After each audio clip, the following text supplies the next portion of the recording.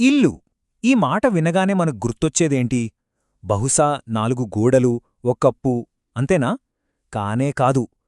అదో భద్రత, మనకంటూ ఓ చోటు అనే ఓ భావన.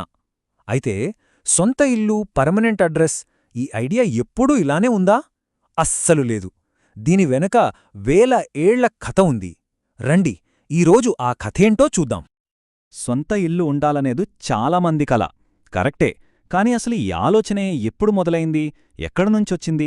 ఈ ప్రశ్నతోనే మన ప్రయాణం మొదలవుతోంది. సరే, మరి ఈ కథను మొదలుపెట్టాలంటే మనం టైంలో చాలా వెనక్కి వెళ్ళాలి. మానవ నాగరికత మొదలైన రోజులకు. మొట్టమొదటి పర్మనెంట్ ఇల్లు ఎలా పుట్టాయో తెలుసుకుందాం. వింటే ఆశ్చర్యంగా ఉంటుంది కానీ, ఒకప్పుడు మన పూర్వీకులకు పర్మనెంట్ అడ్రస్ అనే కాన్సెప్టే లేదు. అవును, వేల సంవత్సరాల పాటు వాళ్ళు సంచారజీవులు.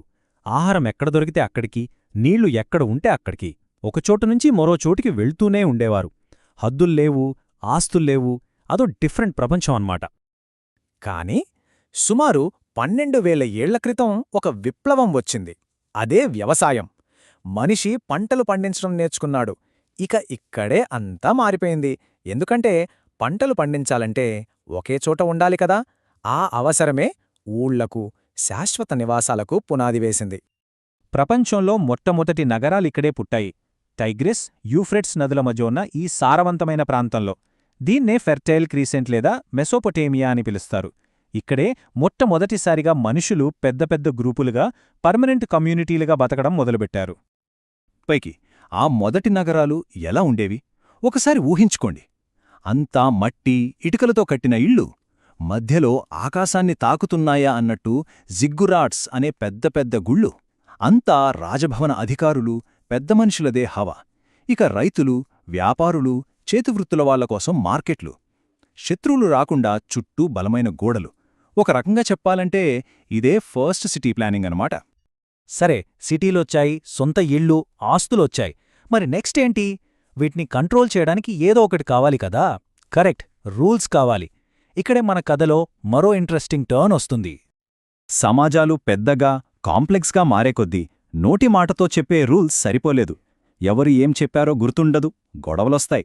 అందుకే అందరూ పాటించేలా, అందరికీ తెలిసేలా రాతపూర్వకంగా చట్టాలు కావాల్సొచ్చింది.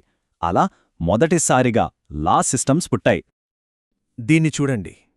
ఇదే హమ్మురాబీ కోడ్. హిస్టరీలో ఇదొక మామూలు విషయం కాదు, ఒక ల్యాండ్మార్క్. బాబిలోనియా రాజు హమ్మురాబీ దాదాపు 282 చట్టాల్ని ఇలా ఒక పెద్ద రాయి మీద చెక్కించి అందరూ చూసేలా పెట్టించాడు. మొదటిసారిగా ప్రాపర్టీ రైట్స్ అనేది కేవలం ఓ మాటగా కాకుండా చట్టం ద్వారా రక్షించబడిన ఓ హక్కుగా మారింది. ఆలోచిస్తే ఈరోజు మన సిస్టమ్స్ అన్నింటికీ బేసిదే. ఆ రూల్స్ ఎంత స్ట్రిక్ట్గా ఉండేవో చెప్పడానికి ఈ ఒక్క ఉదాహరణ చాలు. ఫస్ట్ లానే ఇది.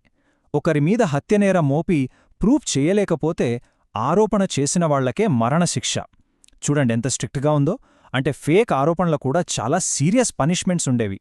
సమాజంలో ఒక ఆర్డర్ తీసుకురావడానికి ఇవి చాలా హెల్ప్ అయ్యాయి.